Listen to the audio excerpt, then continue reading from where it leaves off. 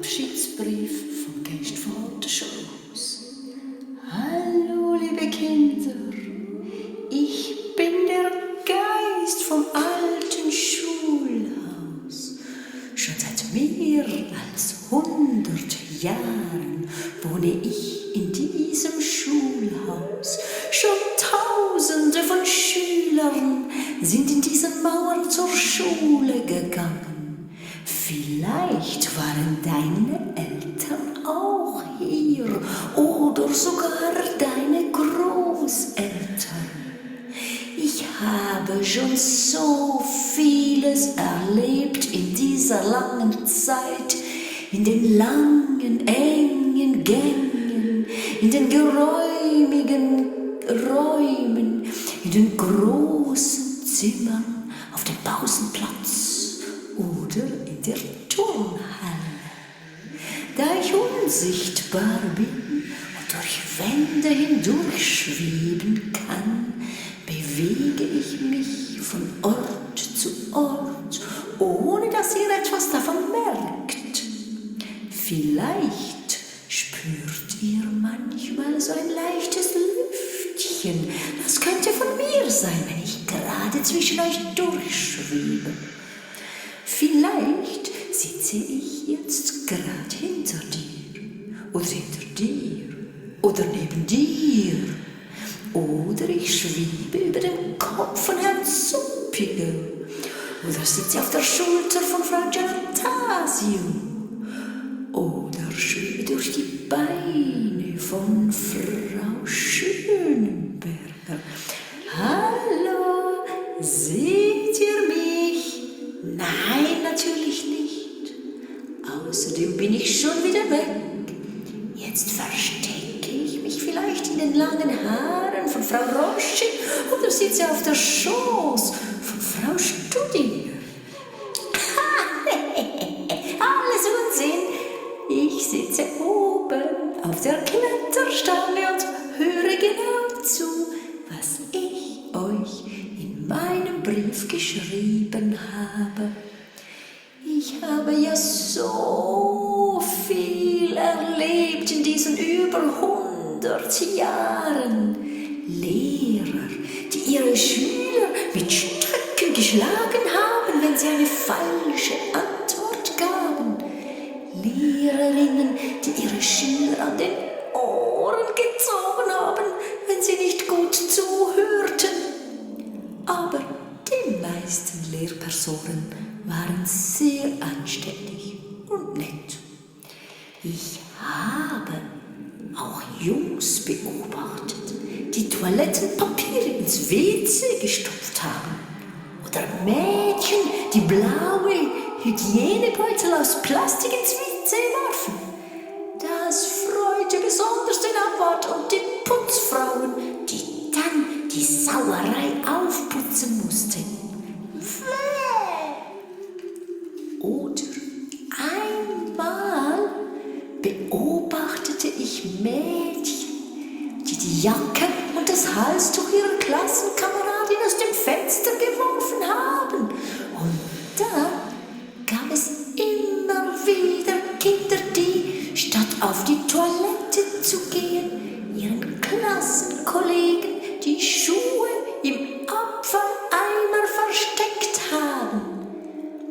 Einmal hat ein Junge sogar seinem Lehrer einen Reißnagel auf den Stuhl gelegt. Uiuiuiui, das tat ihm aber weh.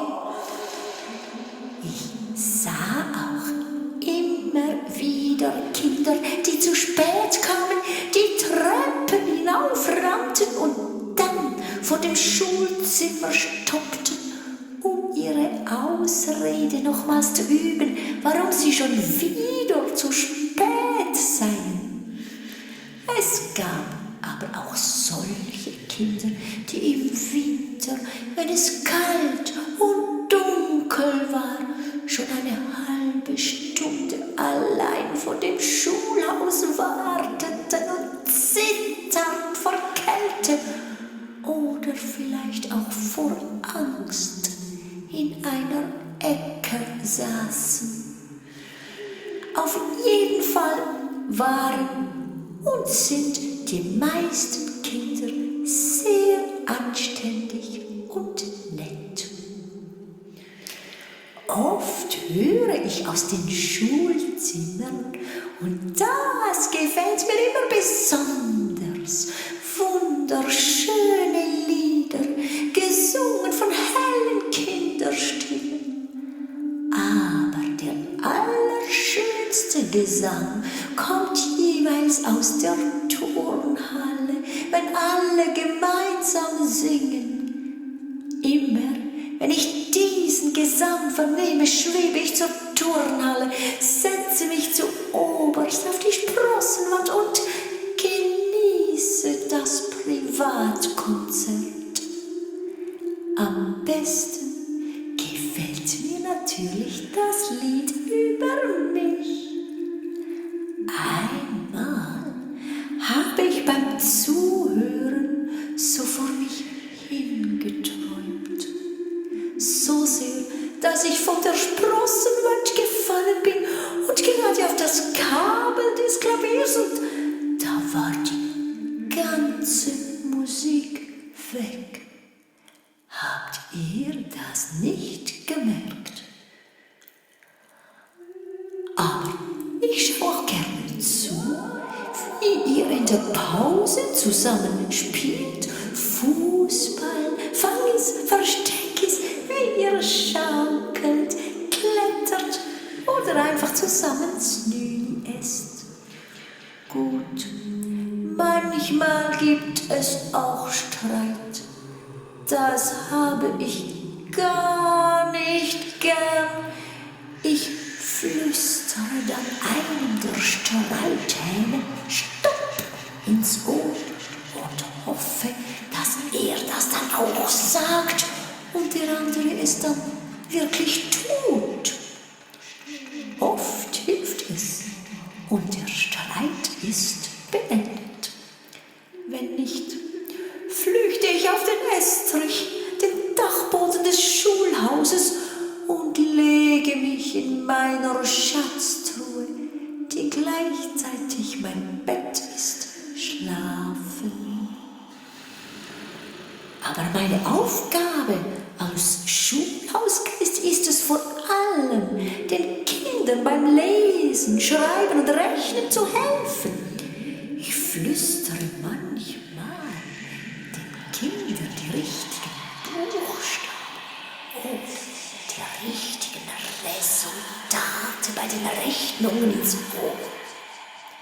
Manchmal schreibe ich ein Wort oder einen Satz in die Luft. Jemand atmet es ein und weiß es nach. Oder ich führe beim Schreiben den Stift eines Kindes, das noch ein bisschen Mühe hat, damit man die Wörter und Sätze besser lesen kann. Aber meistens helfe ich euch, indem ich euch Ideen in den Kopf setze, wie ihr die Aufgaben selber lösen könnt. Und dann findet ihr die Lösung von ganz allein. Das ist doch cool, oder? Es gibt aber auch Tage, da bin ich zum Blödsinn machen aufgelegt. Dann mache ich Streiche. Da hat zum Beispiel plötzlich jemand einen Knoten im Schuhbändel. Oder der Reißverschluss der Jacke klemmt. Das finde ich auch so lustig. Oder die Hausaufgaben sind plötzlich nicht mehr im Schulsack. Oder die Lehrerin findet ihre Brille nicht. Einmal habe ich sogar vor der Pause im Lehrerzimmer auf den Tasten der Kaffeemaschine Klavier gespielt. Und dann gab es für die Lehrerinnen nur heißes Wasser zu trinken. Oh je, das fanden sie aber gar nicht lustig. Ich weiß, am Anfang haben sich viele von euch vor mir gefürchtet. Was? Ein Geist im Schulhaus? Ein Gespenst? Hilfe! Was macht es wohl? Wo ist es jetzt gerade? Ist es böse? Ein paar Kinder haben sogar geträumt, ich sei ein richtiges Monster.